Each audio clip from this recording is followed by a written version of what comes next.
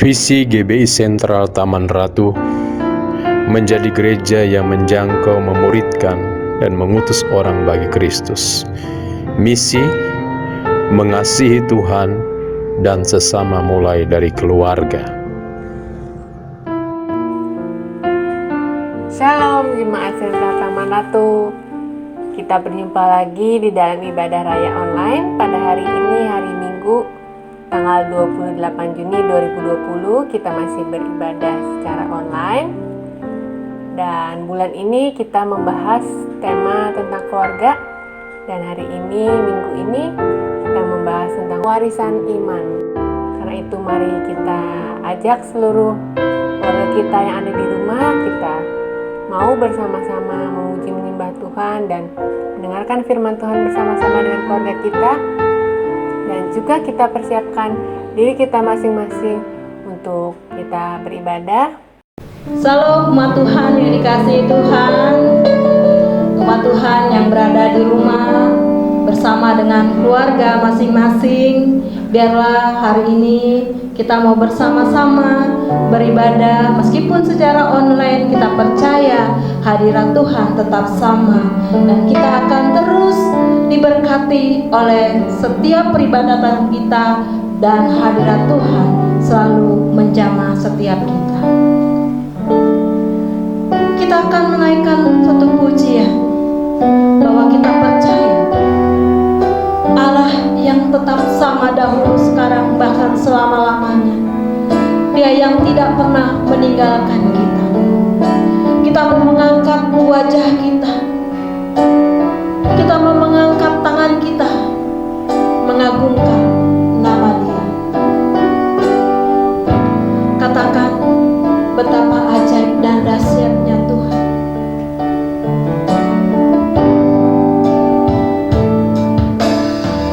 Betapa ajaib dan dahsyatnya Tuhan, kejadianku. Kau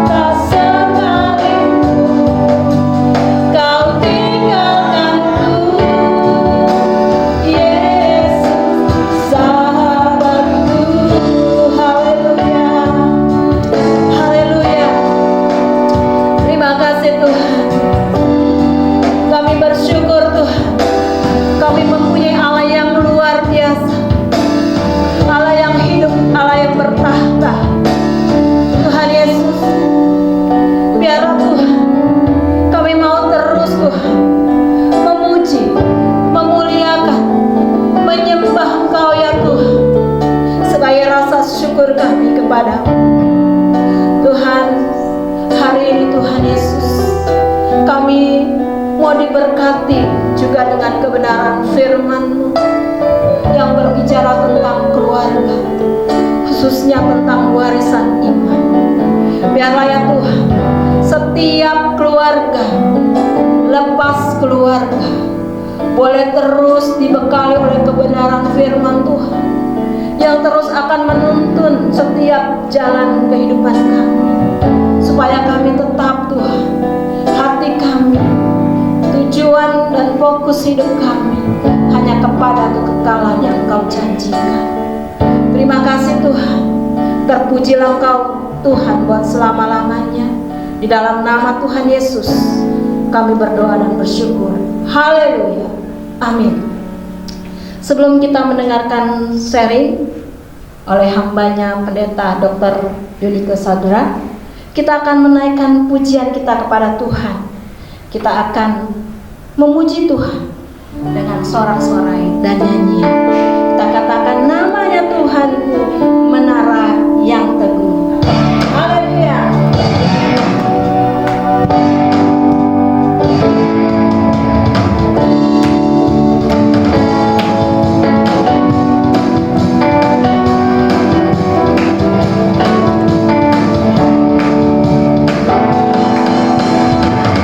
Tuhan, menara yang teguh.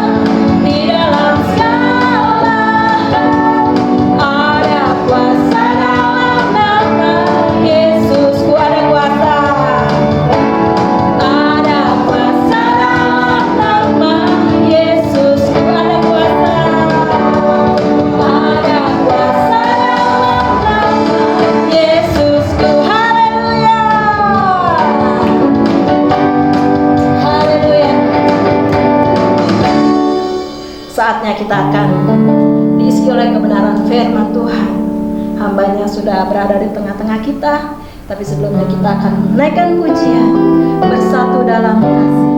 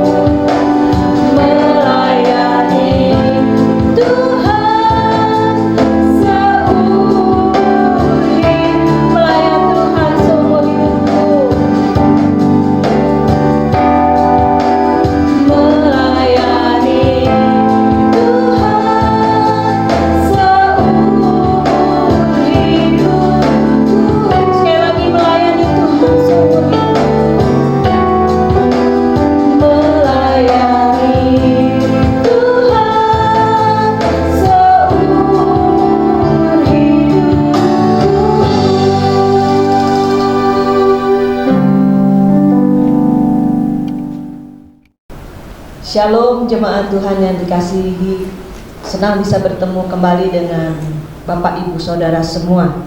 Dan saya pastikan bahwa kita semua dalam keadaan sehat, dalam perlindungan Tuhan. Amin. Puji Tuhan, dalam bulan keluarga ini, kesempatan hari ini saya ingin berbagi dengan Bapak Ibu Saudara semua, juga anak-anak, tentang warisan. Warisan, semua orang pasti kenal kata warisan, dan itu bisa menjadi alat pemersatu dan juga alat pemecah. Nah, bagi kita anak-anak Tuhan, ada warisan yang sangat luar biasa, yaitu warisan iman yang otentik. Jadi warisan bukan hanya bicara tentang warisan fisik seperti uang, rumah, perusahaan, tanah, dan lain-lain, melainkan juga warisan non-fisik. Apa saja disebut warisan non-fisik? Yaitu seperti iman, kehidupan spiritual, keteladanan, karakter, moral, budi pekerti, ilmu pengetahuan, dan sebagainya. Bapak Ibu Saudara semua, warisan fisik bisa habis, uang bisa habis, berjalan dengan waktu, ya. Tetapi yang namanya warisan non fisik seperti warisan iman adalah warisan yang abadi, yang tidak bisa kita tinggalkan. Sebab itu hari ini saya ingin berbagi dengan Bapak Ibu Saudara semua tentang warisan iman, warisan yang akan kita berikan kepada anak cucu keturunan kita, warisan yang abadi. Hari ini kita ada, itu karena anugerah Tuhan, dan tentu ada warisan yang diberikan oleh pendahulu kita, yaitu orang tua kita. Hari ini saya bisa berdiri di tempat ini, bisa melayani, bisa hidup bersama, melayani dan hidup tetap di dalam Tuhan Yesus, karena ada warisan yang diberikan kepada saya semenjak saya kecil. Kita akan baca di dalam 2 Timotius 1 ayat yang kelima. 2 Timotius 1 ayat yang kelima yang berkata demikian: sebab aku teringat akan imanmu yang tulus ikhlas, yaitu iman yang pertama-tama hidup di dalam nenekmu Lois dan di dalam ibumu Eunike, dan yang aku yakin hidup juga di dalam dirimu. Timotius adalah seorang yang begitu banyak membantu Paulus dalam pelayanannya. Rasul Paulus mengatakan bahwa Timotius memiliki kesetiaan yang telah teruji. Ia menjadi penolong Paulus dalam pelayanan Injil, sama seperti seorang anak yang menolong bapaknya, yang terdapat di dalam, ini disampaikan di Filipi 2 ayatnya yang ke 19 sampai 22. Ya. Di ayat 22 dikatakan, kamu tahu bahwa kesetiaannya telah teruji dan bahwa ia telah menolong aku dalam pelayanan Injil, sama seperti anak menolong bapaknya. Dan Timotius juga dikatakan bahwa ia telah mengenal kitab suci sejak usianya masih kecil. Ini ditulis di dalam 2 Timotius 3 ayatnya yang ke-15. Dikatakan, ingatlah juga bahwa dari kecil engkau sudah mengenal kitab suci yang dapat memberi hikmat kepadamu dan menuntun engkau kepada keselamatan oleh iman kepada Kristus Yesus.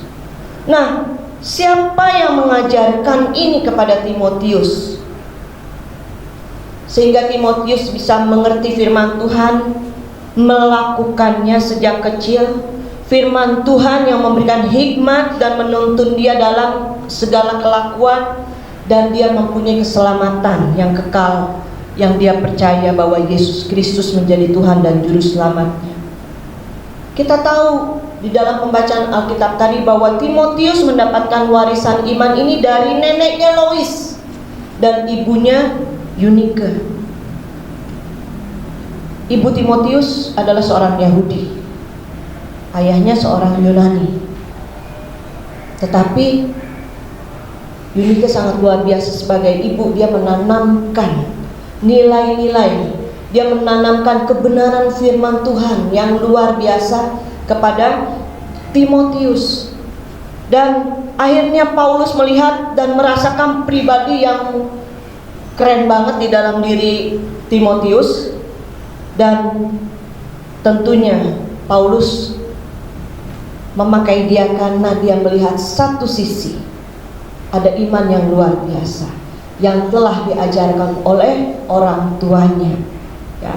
Jadi Timotius pun dari kecil sudah melihat keteladanan iman dari orang tuanya, dari ibunya, dari neneknya.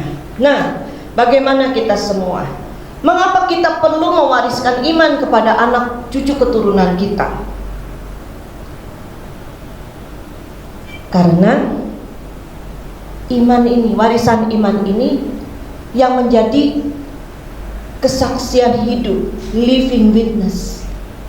Warisan iman yang telah kita terima adalah bukti nyata dari kehidupan seseorang.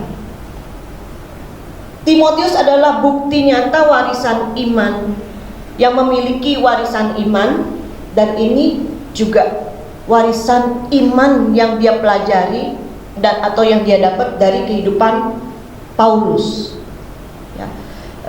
Seperti yang tadi saya sampaikan di dalam 2 Timotius 3 ayatnya yang ke-10 sampai yang ke-14, di situ Paulus menyatakan bahwa Paulus mengajarkan sesuatu kepada Timotius.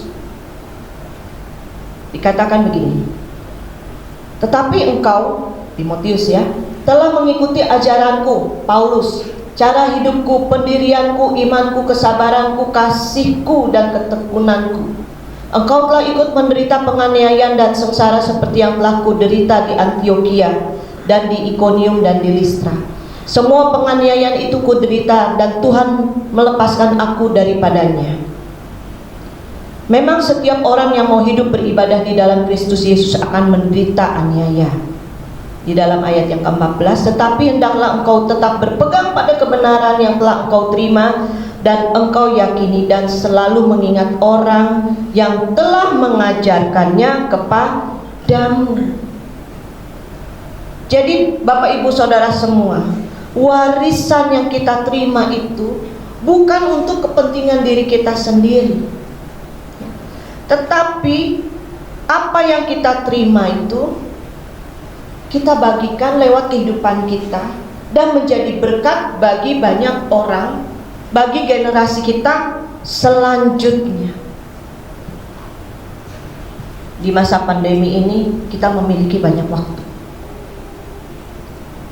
Jangan sia-siakan kesempatan ini untuk kita menjadi teladan hidup bagi anak kita, bagi keluarga kita, dan dengan ini kita bisa mewariskan kepada mereka warisan iman yang sesungguhnya, ya. Seperti Timotius tadi, dia memiliki kehidupan yang berdampak karena warisan iman yang dia terima dari orang tuanya, dari ibunya maupun dari Paulus. Dan waktu dia mengingat, mengingat apa yang dia terima, dia nggak simpan sendiri, tapi dia ingat dan dia juga mengajarkannya kepada orang lain. Bukan hanya mengajar, tetapi segala kesaksian hidupnya menjadi berkat buat orang lain. Seringkali ya kita suka mendengar kata-kata like father, like son. Seperti bapaknya, seperti itu juga anaknya. Like mother, like daughter. Tentu kita senang kalau orang bilang begini, wah kamu pinter ya nak, seperti ayahmu.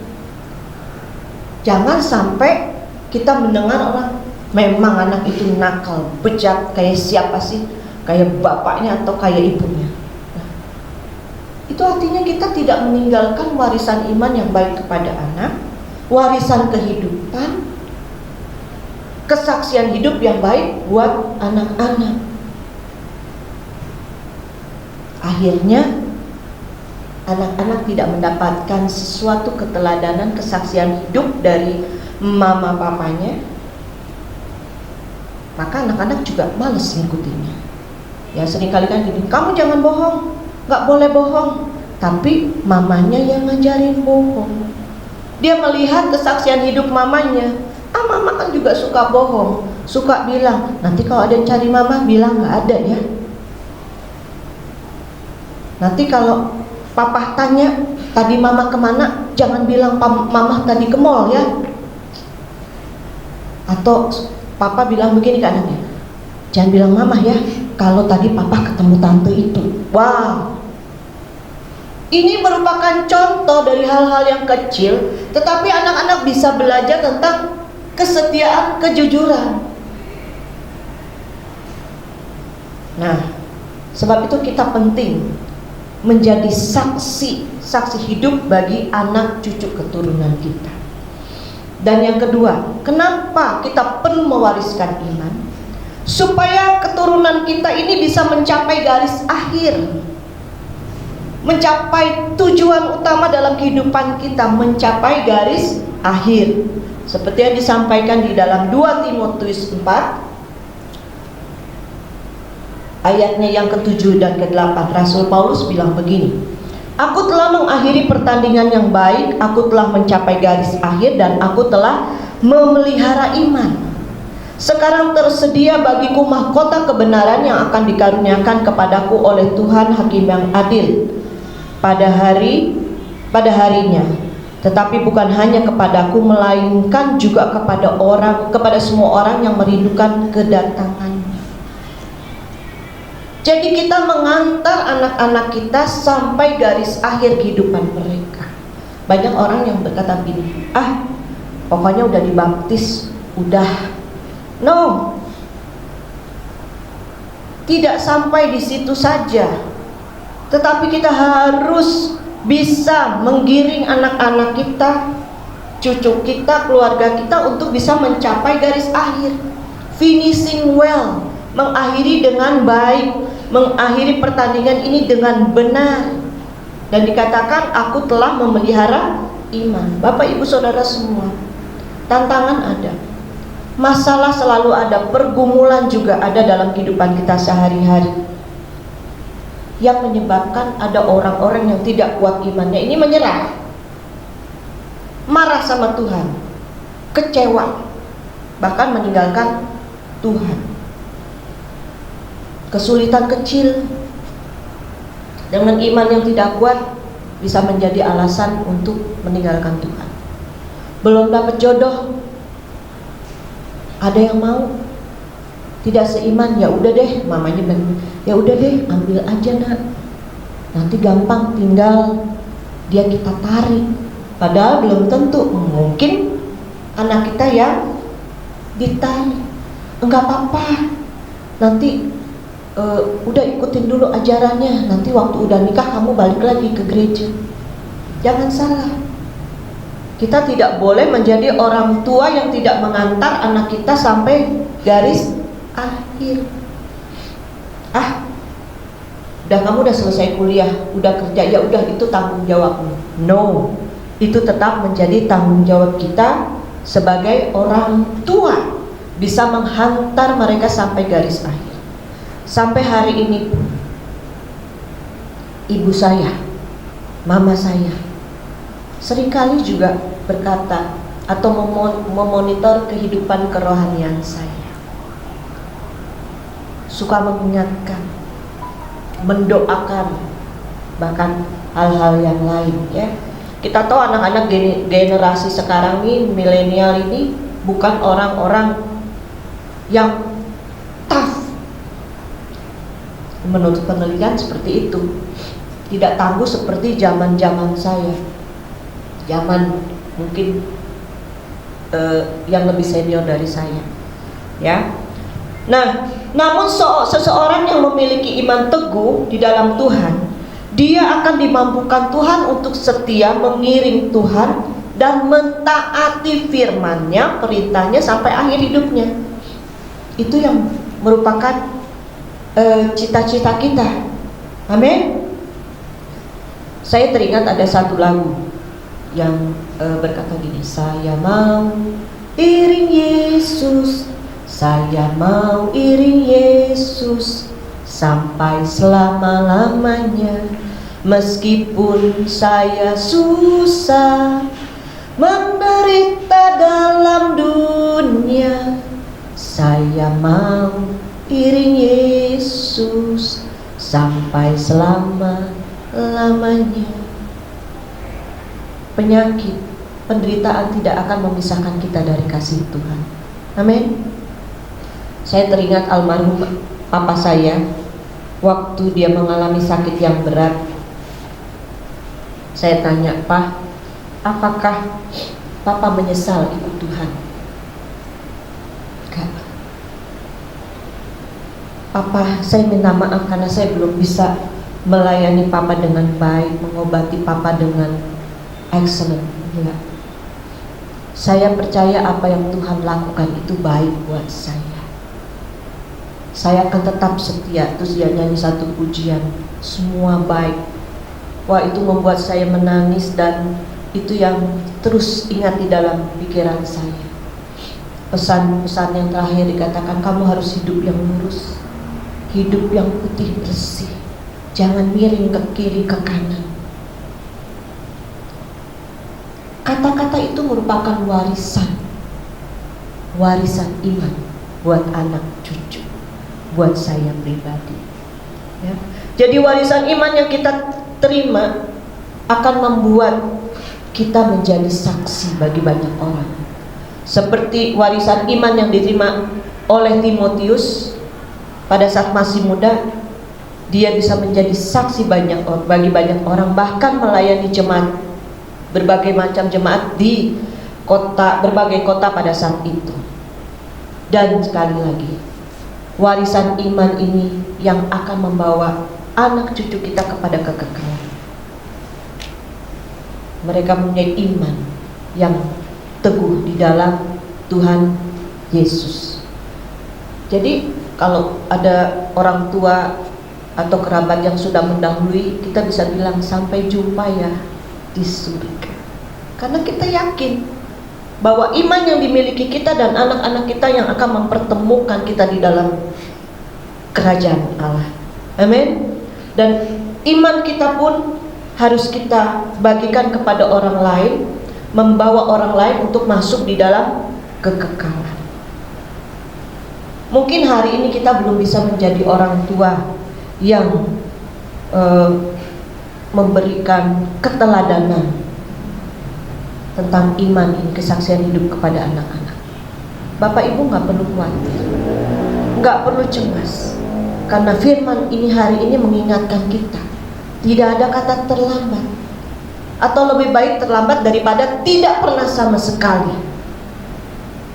Mulai hari ini kita mau menjadi pewaris iman melalui kesaksian hidup, dan kita pastikan bahwa warisan iman itu yang membuat anak cucu keturunan kita bisa mencapai garis akhir. Amin. Nah, bagaimana caranya kita bisa mewariskan iman kepada anak-anak, kepada keluarga kita, kepada cucu kita? Karena kan ada anak-anak yang dititipkan kepada oma, opa, karena orang tua itu harus bekerja.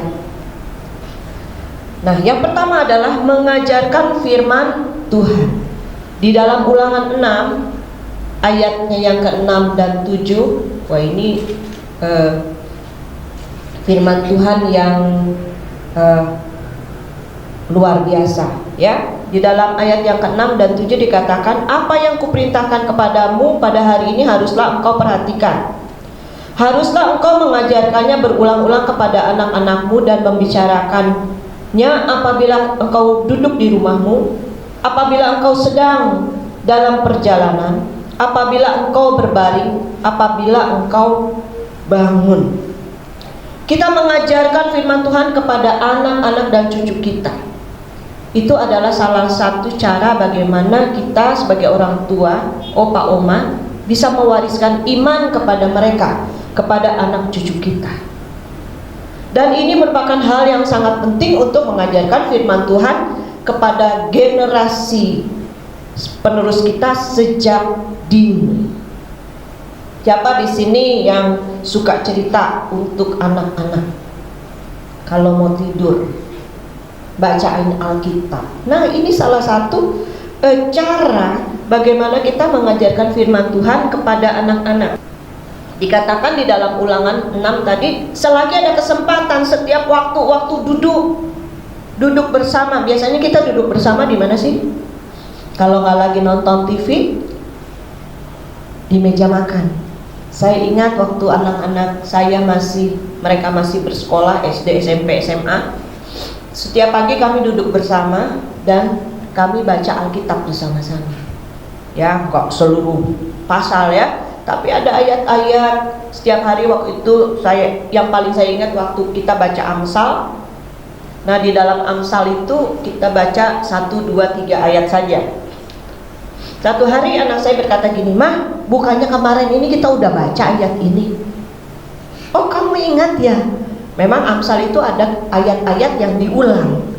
Dan saya bersyukur, oh terima kasih Tuhan, ternyata mereka menyimak apa yang dibaca, ya. Dan waktu anak-anak kecil saya berikan Alkitab yang kecil dan ada gambar-gambarnya. Jadi Bapak Ibu Saudara semua, maupun keluarga muda, kalau anakmu sekarang baru mau usia 1 tahun, mulai dari sekarang belikan Alkitab bergambar, ya. Jangan diberikan games di gadget kita atau apa, tapi mulai dari gambar-gambar yang ada narasi firman Tuhannya, ya. Oke. Dan kemudian waktu berjalan bersama, mungkin di perjalanan, waktu nganter sekolah, waktu pergi ke mall barengan, bukan berarti kita bacain Alkitab di tengah jalan, tetapi kita bisa menceritakan tentang kebaikan Tuhan, penyertaan Tuhan, aplikasi firman Tuhan dalam kehidupan sehari-hari. Satu hari dalam perjalanan kami, anak saya sakit. Saya katakan, kamu ingat firman Tuhan yang berkata kalau kita minta di dalam nama Tuhan Yesus, maka akan jadi kamu bisa sembuh. Ya. Dan waktu kami berdoa, anak saya sembuh. Waktu mau minta sesuatu, urusan tiket, kita juga berdoa, nggak ada yang mustahil. Kalau Tuhan mau, pasti Tuhan berikan. Dan waktu kami urus tiket, puji Tuhan, ada tempat. Nah, di situ kita bisa masukkan firman Tuhan kepada anak-anak, ya. Juga tentang perbuatan, sikap hidup, kita bisa ajarkan kepada mereka berulang-ulang. Dan juga dikatakan apabila engkau berbaring dan apabila engkau bangun, paling enggak kita bilang gini sama anak-anak, ayo jangan lupa berdoa. Ingatkan, "Mah, aku takut." Kita bisa kasih ayat, jangan takut, sebab Tuhan akan menyertai engkau. Kalau mereka lagi butuh pertolongan, butuh kekuatan, baca Mazmur 121. Jangan takut bahwa Tuhan akan melindungi engkau. Dan mereka akan mengaminkan firman Tuhan itu. Jadi kita harus bisa mengajarkan firman Tuhan kepada anak-anak kita. Mazmur 119 ayat 9, firman Tuhan mengingatkan dan menuntun kehidupan setiap orang yang percaya agar terus dapat menjaga kehidupannya seturut kehendak Tuhan. Ini bicara kepada anak-anak muda, ya. Di dalam Mazmur 119 ayatnya yang ke-9 dikatakan, dengan apakah seorang muda mempertahankan kelakuan yang bersih? Dengan menjaganya sesuai dengan firman-Mu. Jadi waktu setiap orang tua bisa memberikan firman Tuhan, membagikan firman Tuhan, gak usah khotbah kayak saya, enggak, kepada anak-anak, maka mereka akan melakukannya sesuai dengan perintah Tuhan, gak menyimpang ke kiri dan ke kanan. Mereka bisa berkata, firman-Mu itu pelita bagi kakiku dan terang bagi jalanku. Firman Tuhan akan menjadi rambu-rambu dalam kehidupan mereka. Firman Tuhan menjadi kecintaan dalam kehidupan mereka, seperti yang dikatakan di Mazmur 119 ayatnya yang ke-34 dan ke-35. Buatlah aku mengerti, maka aku akan memegang Taurat-Mu. Aku hendak memeliharanya dengan segenap hati. Biarlah aku hidup menurut petunjuk-petunjuk perintah-Mu, sebab aku menyukainya. Waktu anak-anak kita salah jalan, kita mengingatkannya. Jangan sampai anak-anak bilang gini, "Mama, papa sih gak pernah ngingetin saya tentang firman Tuhan." Udah kalau saya begini, saya difirmanin Tuhan terus. Tapi sekali lagi nggak ada kata terlambat ya. Kita perlu mengajarkan tentang kebenaran firman Tuhan itu kepada anak-anak kita. Ini salah satu cara kita bisa mewariskan iman kepada anak-anak, kepada cucu kita. Amin. Saya percaya Bapak Ibu hari ini mau melakukannya, mulai melakukannya, dan yang sudah terus tetap melakukannya. Ya. Yang kedua, bagaimana kita bisa mewariskan iman kepada anak-anak, yaitu dengan menjadi teladan di dalam kehidupan. Orang tua harus menjadi teladan iman bagi anak-anak mereka. Para ayah, fungsikan tugasmu sebagai nabi, imam di dalam rumahmu. Ibu-ibu, engkau penolong bagi suamimu. Dan di dalam Amsal dikatakan ada pengajaran yang lemah lembut yang keluar dari mulut para ibu untuk anak-anak. Amin. Dan tidak saja sebagai pemberi firman, tetapi keteladanan hidup itu lebih penting. Ya. Jadi hendaknya kita mempraktekkan apa yang kita ajarkan kepada anak terlebih dahulu. Jadi anak-anak gak bilang gini, mama ondok doang tahu firman Tuhan, papa tahu firman Tuhan, kalau ngomelin kita pakai firman Tuhan, tetapi papa mama sendiri gak melakukannya. Wah, itu celaka. Ya. Tetapi mari para orang tua, kita memberikan keteladanan hidup kepada anak-anak mulai dari kita masih muda. Ya. Nah, di dalam surat Timotius disampaikan bahwa hai ibu-ibu yang sudah lanjut usia, ajarkan anak-anakmu perempuan untuk bisa menghormati suami. Pada mantu juga. Ya. Juga ayah-ayah, mari menjadi teladan dalam kehidupan buat anak-anak. Nah, di dalam 1 Timotius 4 dikatakan teladan apa saja? 1 Timotius 4 ayat yang ke-12. Jangan seorang pun menganggap engkau rendah karena engkau muda, tetapi jadilah teladan bagi orang-orang percaya dalam perkataanmu, dalam tingkah lakumu, dalam kasihmu, dalam kesetiaanmu, dan dalam kesucianmu. Jadi kita harus menjadi teladan bagi anak-anak kita di dalam perkataan kita. Ada ayat yang berkata begini, jangan ada kata-kata kotor keluar dari mulutmu, tetapi pakailah perkataan yang membangun, yang membawa damai. Ya. Jadi kata-kata kita itu merupakan kata-kata berkat, kata-kata yang membawa kekuatan, kata-kata yang mendorong, bukan kata-kata yang kotor, bukan kata-kata kutuk, bukan sumpah serapa, bukan caci maki. Satu hari ada anak yang saya lihat dia terluka.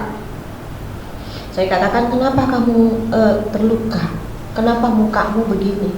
Iya, saya habis dipukul sama mama. Kenapa kamu dipukul?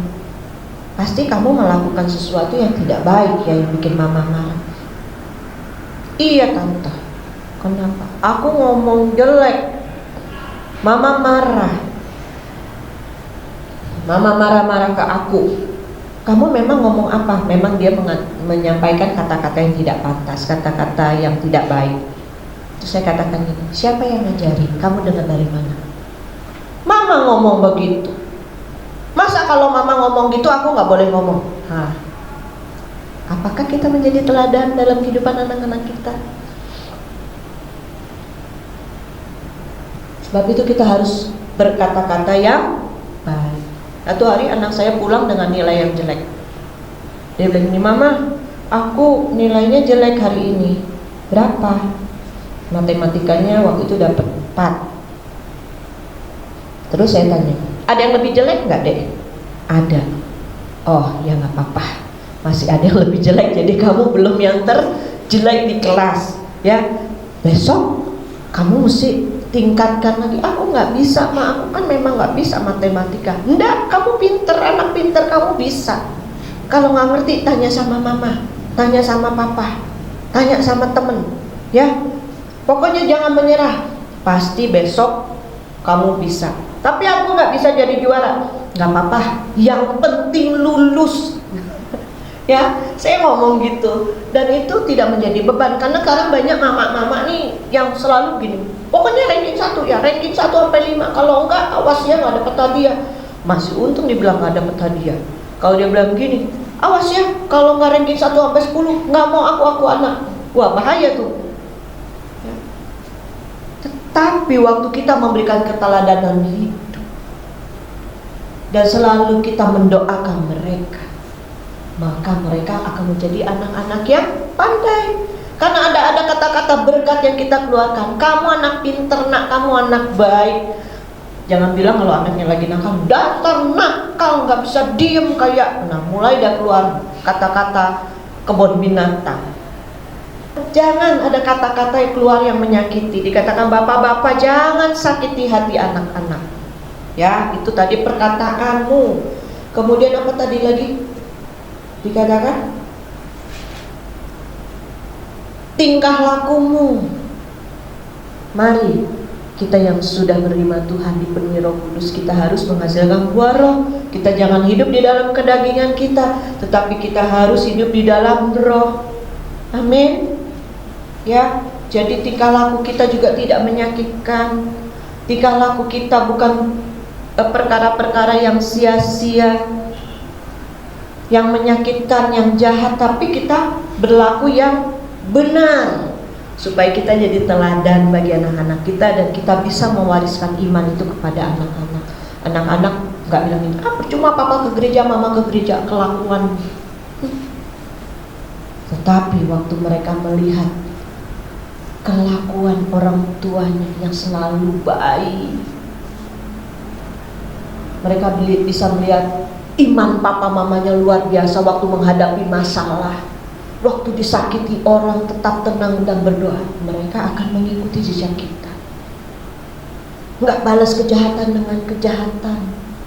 Ya, kan ada. Udah, kamu disakitin, gampar aja lagi. Enggak. Ya, tetapi kita ajarkan firman Tuhan. Ya, sekali lagi lewat kehidupan, keteladanan hidup kita dalam kesetiaan kita kepada Tuhan. Kesetiaan kepada pasangan.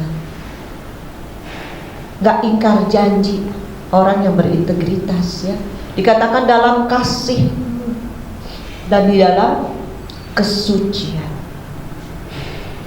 Jadi ada seorang ayah yang bilang begini, kamu awas ya nonton video porno ya, awas ya, kan anaknya masih remaja gitu. Nih lagi banyak ya, awas ya di HP-nya ada ya, bla bla. Semakin anak dibilang awas ya nggak boleh ya, mungkin dia penasaran. Satu hari waktu dia masuk ke kamar papanya, kamar kerja papanya, dia mendapati bapaknya sedang nonton video. Dan anak itu marah. Anak itu bilang gini, kenapa papa melarang saya kalau papa juga melakukan hal itu? Mengapa papa bilang saya harus hidup suci, papa sendiri tidak hidup suci? Ini akan menjadi batu sandungan. Ini akan meruntuhkan iman mereka, menurunkan kerohanian mereka, dan kita tidak membawa mereka sampai garis akhir. Hari ini kita mau bilang sama Tuhan, Tuhan, aku mau menjadi orang tua yang mewariskan iman kepada anak-anakku, kepada cucuku, kepada keluarga besarku. Amin. Mulai dari diri kita. Sekali lagi tidak ada kata terlambat. Selagi waktu ini masih ada, kita bisa melakukannya untuk Tuhan, dan seluruh keluarga kita akan diselamatkan. Amin. Amin buat kebenaran firman Tuhan pada hari ini. Mari kita mau datang kepada Tuhan. Bapa di dalam surga, pagi hari ini kami bersyukur untuk kebenaran firman-Mu yang telah Engkau sampaikan, Tuhan. Firman-Mu yang menjadi pedoman di dalam kehidupan kami, yang akan menuntun hidup kami, Tuhan. Hari ini kami diingatkan kembali supaya kami boleh menjadi orang tua yang boleh mewariskan iman kepada anak-anak kami lewat keteladanan hidup kami Tuhan, lewat kesaksian hidup kami, lewat apa yang ada di dalam diri kami Tuhan, sehingga anak-anak boleh melihat Yesus di dalam hidup kami, dan kami boleh menghantar anak-anak kami, cucu, keturunan kami, untuk bersama-sama boleh mengakhiri hidup ini sampai garis akhir dengan baik dan benar. Dan kami tetap boleh memelihara iman kami, dan kami boleh memperoleh mahkota yang luar biasa yang Tuhan sediakan bagi kami. Sebab itu mampukan kami ya Roh Kudus untuk selalu menjadi teladan bagi anak-anak kami, guru bagi anak-anak kami, lewat kebenaran firman-Mu. Firman yang kami terima kami boleh bagikan kepada anak-anak kami. Kami boleh mengingatkan anak kami terus menerus Tuhan. Walaupun mungkin anak kami saat ini sudah dewasa, kami boleh terus tetap memberikan firman itu kepada mereka. Tuhan Yesus, dalam segala kesempatan kami boleh mengajarkan tentang firman-Mu, dan kami boleh menjadi teladan di dalam kehidupan mereka Tuhan, karena kami melakukan firman-Mu, karena kami mempraktekkan firman-Mu di dalam kehidupan kami Tuhan. Kami boleh menjadi terang dan saksi bagi mereka. Kami boleh mendapatkan pujian dari anak-anak kami. Anak-anak kami boleh bangga memiliki orang tua yang hidup kudus di hadapan Tuhan. Engkau juga yang senantiasa boleh bangga dan senang atas kehidupan kami Tuhan. Kami tidak mau menjadi cemoohan orang lain. Sebab itu Roh Kudus, kami percaya bahwa Engkau yang ada di dalam hidup kami, yang akan menuntun kami sehingga kami menjadi orang tua yang bijaksana, orang tua yang boleh menjadi saksi dan berkat bagi anak cucu keturunan kami. Kami boleh menjadi pasangan hidup juga Tuhan, yang boleh saling memberkati. Terima kasih Tuhan, terima kasih. Ampuni kelemahan kami, ampuni kelalaian kami Tuhan. Dan mulai hari ini Tuhan, kami ingin hidup kami diubahkan. Kami ingin hidup kami lebih lagi mengalami Tuhan, sehingga anak-anak juga boleh mengalami Tuhan dan melihat Yesus ada di dalam kehidupan kami. Dan pada saatnya, pada saat Engkau datang kembali, kami sekeluarga Tuhan boleh Tuhan angkat masuk di dalam kerajaan-Mu yang mulia. Dan kami juga boleh bertemu dengan kerabat kami, mungkin orang tua kami yang sudah pergi mendahului kami, mungkin ada anak-anak yang sudah pergi dulu Tuhan. Kami boleh bertemu di dalam kemuliaan. Terima kasih Bapa, terima kasih. Sekali lagi Roh Kudus, Engkau memampukan kami. Secara khusus kami berdoa untuk keluarga-keluarga muda, pasangan-pasangan muda. Tuhan, mulai dari saat ini mereka boleh menjadi orang tua yang mewariskan iman kepada anak-anak mereka sejak dini. Terima kasih Tuhan, perlindungan penyertaan-Mu buat kami semua. Di dalam nama Tuhan Yesus kami berdoa dan bersyukur. Amin. Puji Tuhan, Tuhan Yesus memberkati. Puji Tuhan, saudara kasih dalam Tuhan, kita sudah diberkati lewat kebenaran firman Tuhan hari ini. Terima kasih kepada Ibu Pendeta Yunika Sadra sudah menyampaikan firman Tuhan, dan biar kiranya berkat Tuhan selalu menyertai Ibu dalam pelayanan, baik dalam keluarga maupun dalam pengembalaan. Kasih karunia Allah selalu menyertai Ibu. Makasih juga buat hamba-hamba Tuhan sudah melayani kita hari ini, dan biarlah berkat Tuhan selalu menyertai buat hamba-hamba Tuhan yang melayani ibadah online hari ini.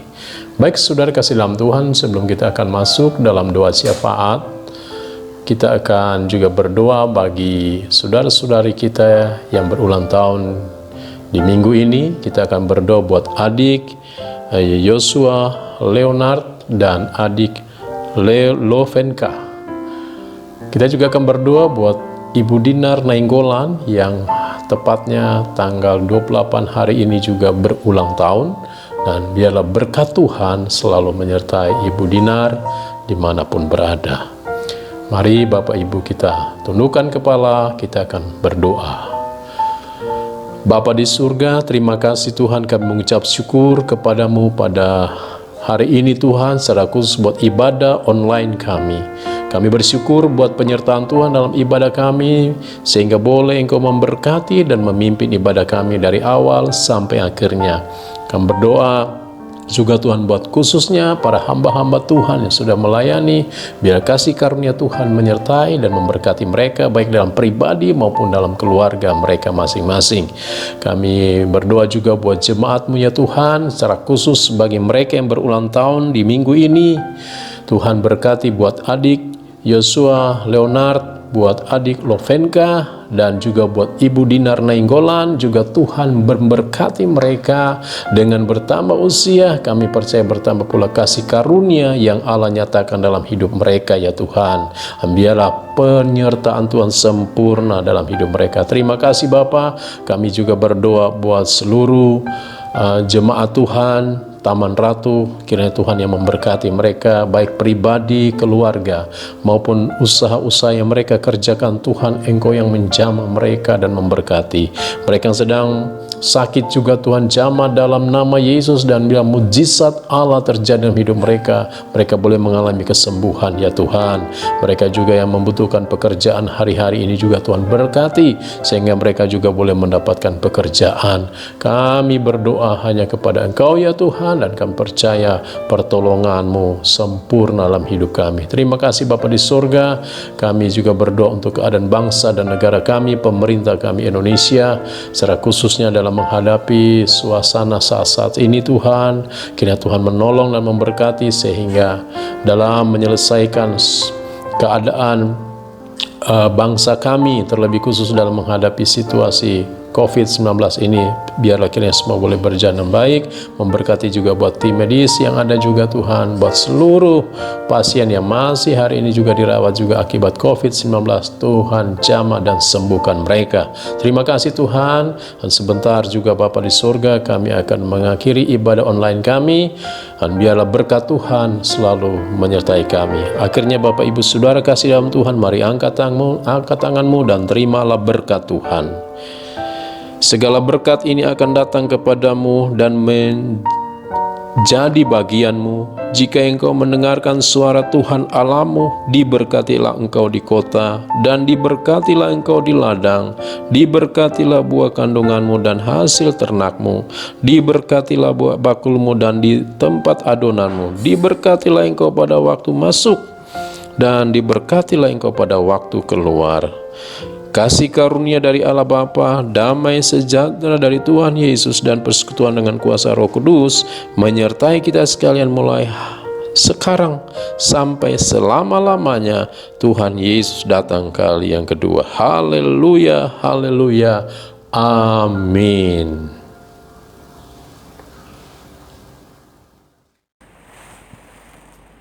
Puji Tuhan, kita telah mendengarkan firman dan juga kita telah memuji menyembah Tuhan, dan kita juga diundang di dalam ibadah doa pada hari Rabu 1 Juli. Dan di ibadah doa ini kita juga akan mengadakan doa dan rapat yang berkaitan dengan rencana ibadah offline yang rencananya akan dilaksanakan pada minggu depan, yaitu Minggu 5 Juli 2020. Karena itu dimohon keikutsertaan seluruh jemaat dalam ibadah doa sekalian rapat ini.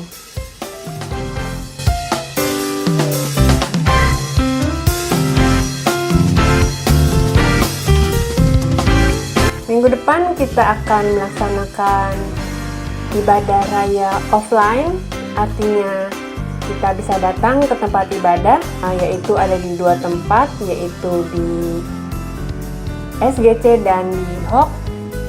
Untuk lebih detailnya nanti akan diberitahukan di grup.